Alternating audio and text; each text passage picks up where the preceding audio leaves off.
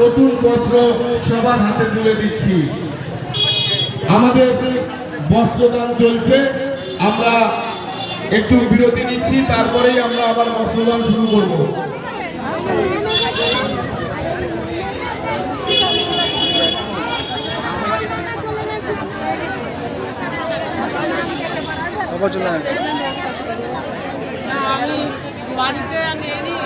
এটা হচ্ছে United club, north Habra United club.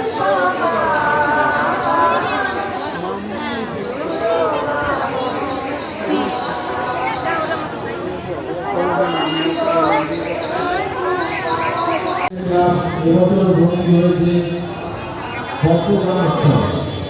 বস্ত্রদানকে আমরা বস্ত্রদান উৎসব করতে পারি। গরিব মানুষের হাতে কিছু বস্ত্র আমরা করি।